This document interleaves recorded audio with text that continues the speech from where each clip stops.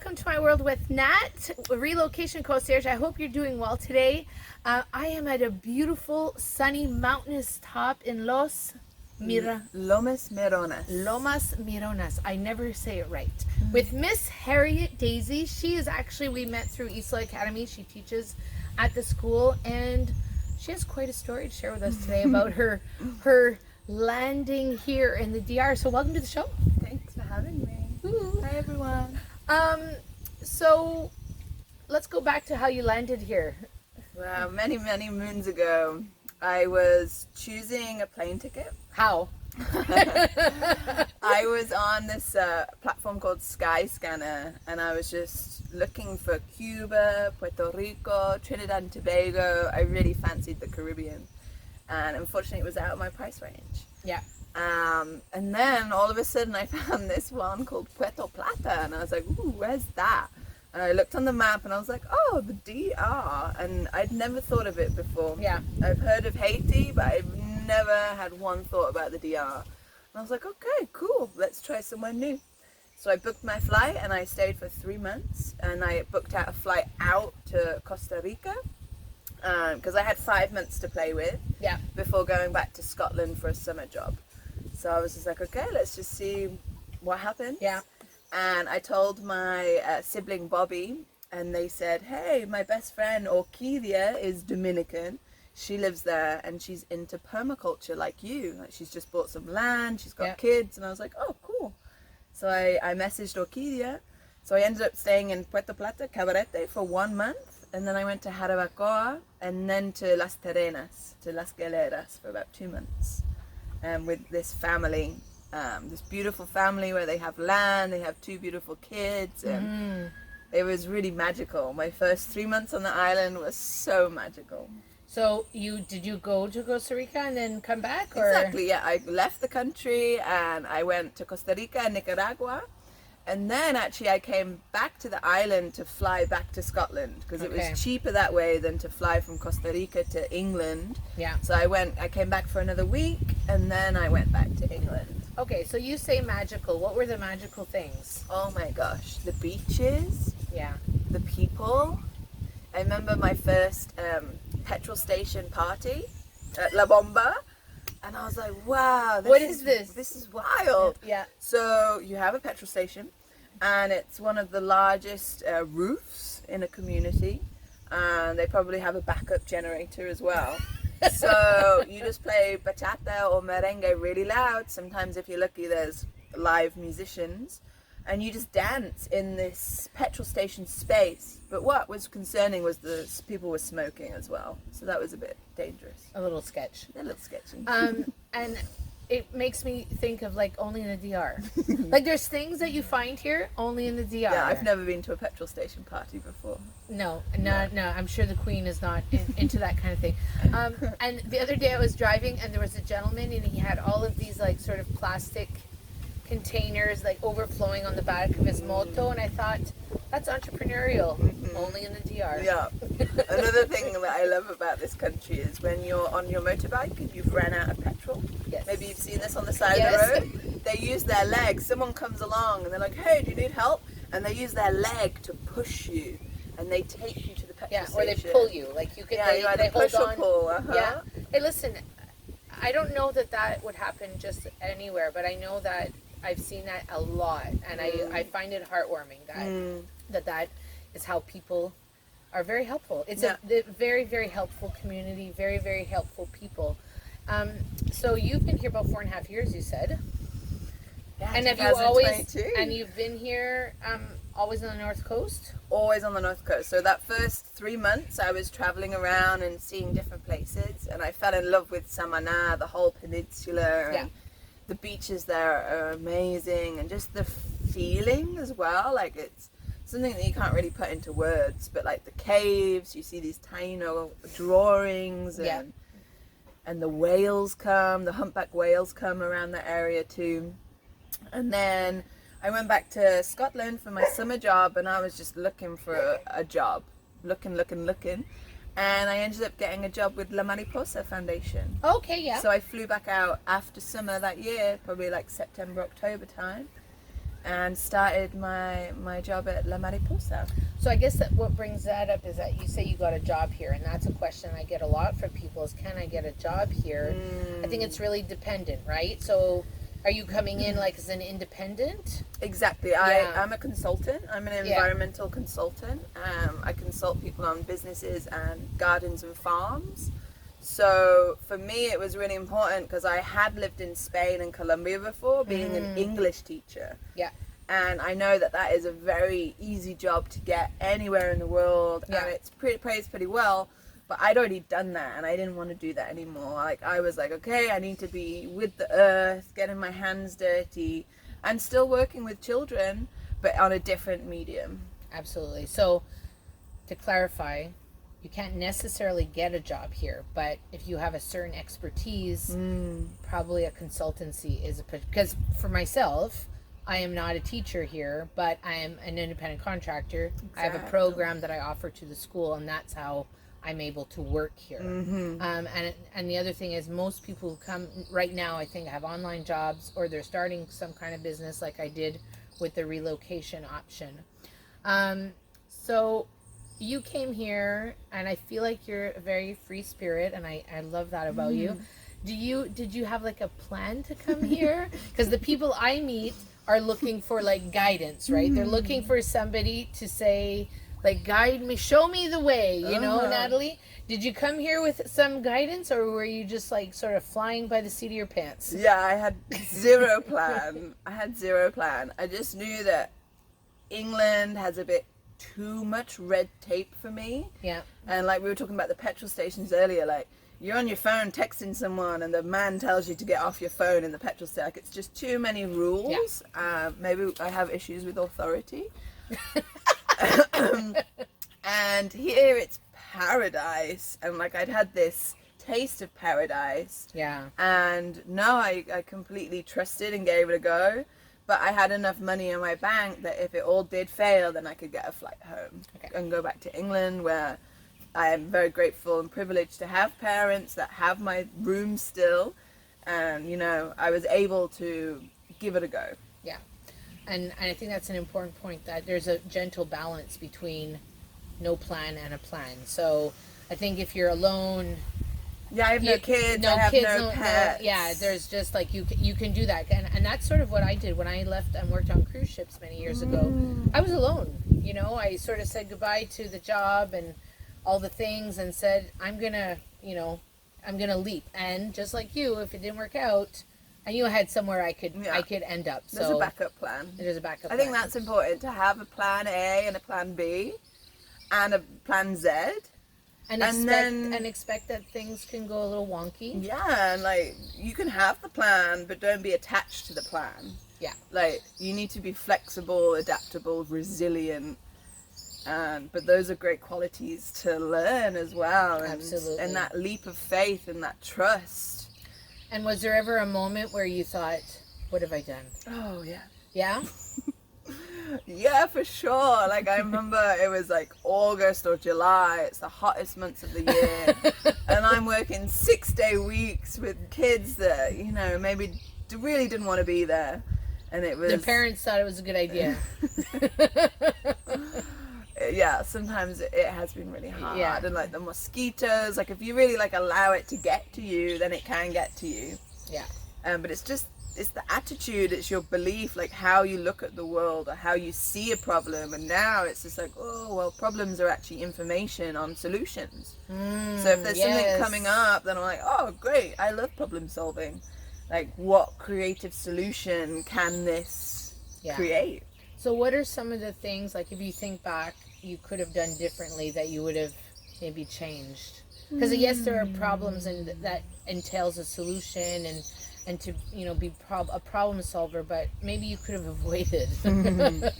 Yeah, for sure. I mean, I have no regrets, but I guess one of the things which is linked to relocation is that I think I've moved in about 15 times. That was going to be my next question, yeah.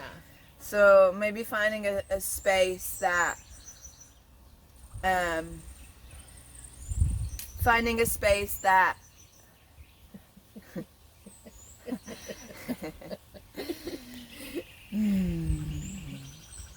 finding a space that I could have called a home for all that time, and like really like with 4 years I could have trees by now. I could have had fruit trees. Yeah.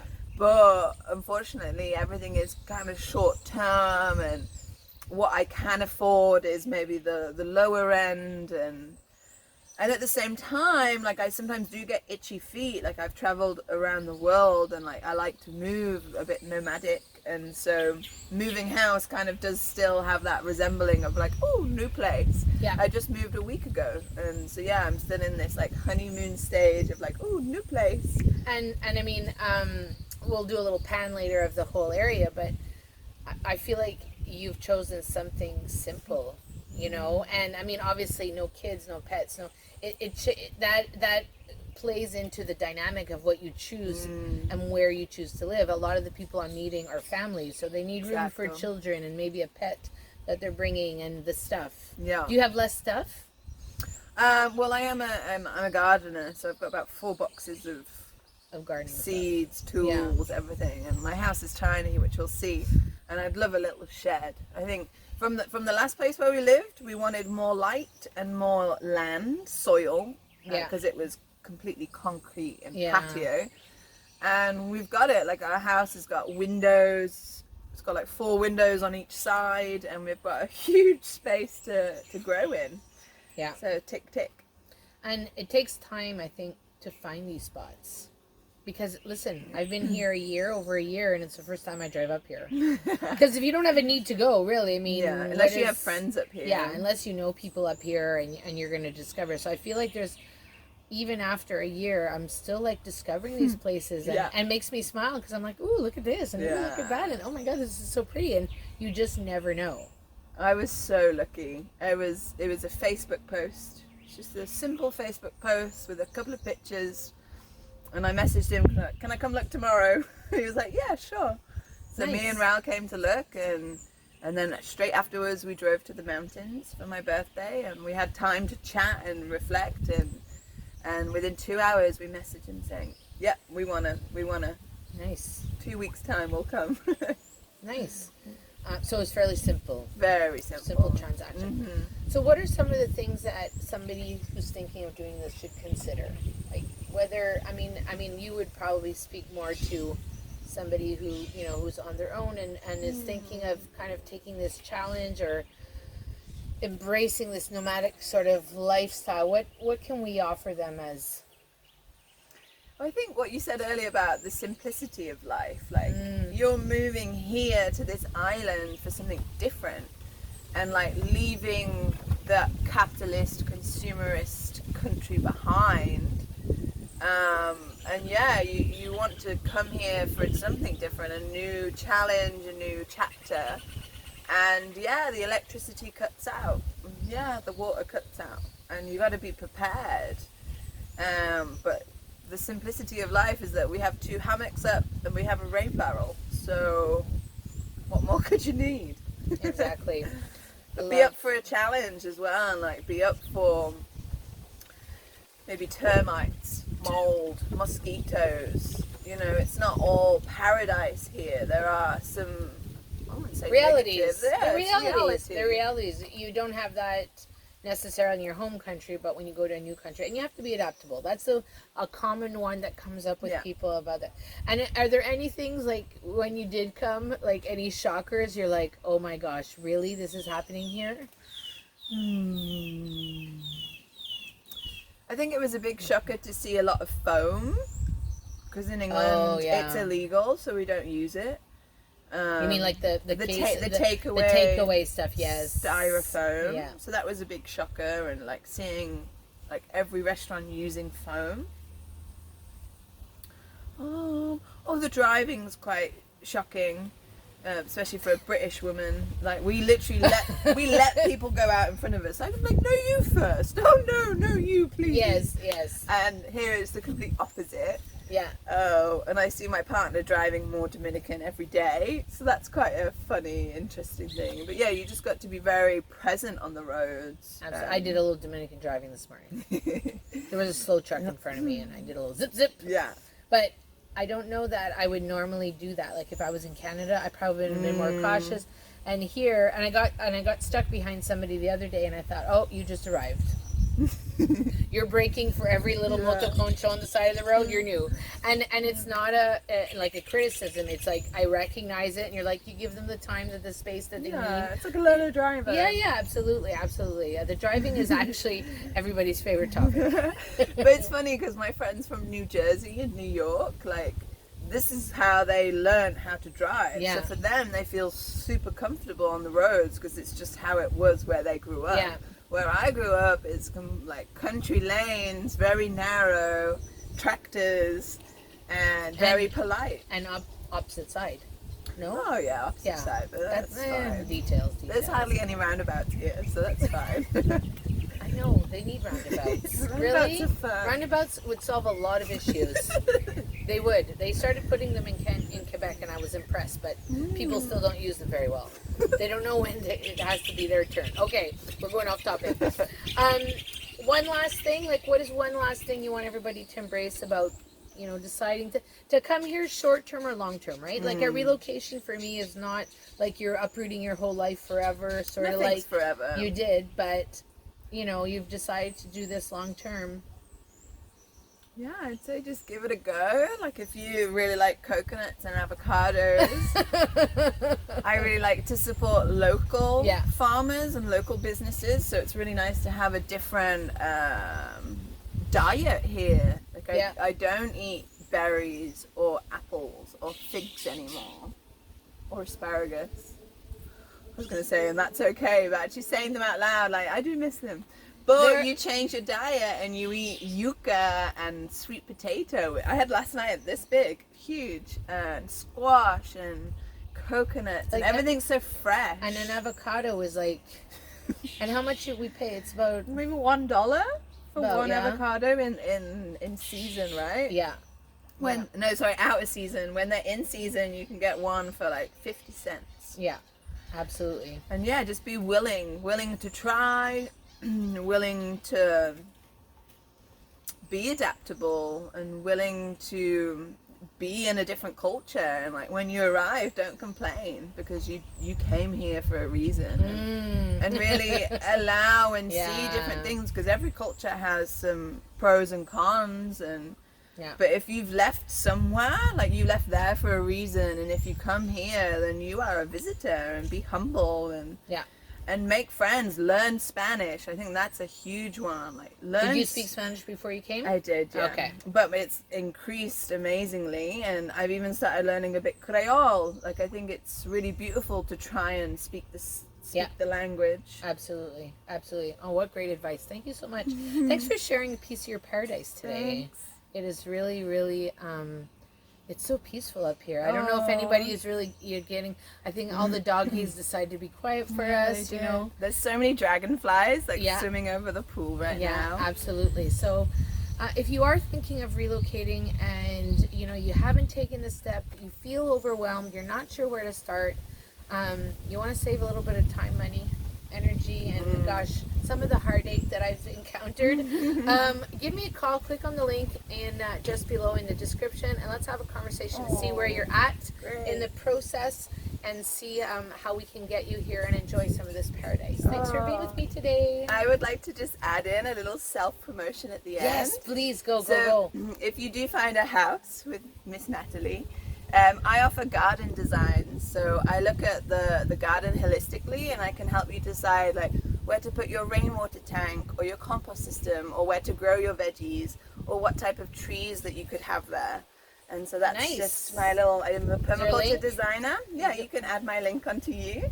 Nice. And I love doing it, and I love to get people more self-sufficient and just in harmony with nature. And this place where I live right now has solar panels, and we have well water, and it just feels more secure, like you're less reliant on the grid, and we eat our own food, we save a lot of money, and it's so easy to grow here. So just a little promo. Yes, oh my gosh, I'm all about the cross promoting. 1000%. Okay, so once again, permaculture, you need a little design, relocation. Let's connect. find out how Harriet can help you if you're already here, or how she will help you when you arrive. And whatever you choose to do today, have an incredible day, and we'll see you in the next episode. Bye for now. Bye.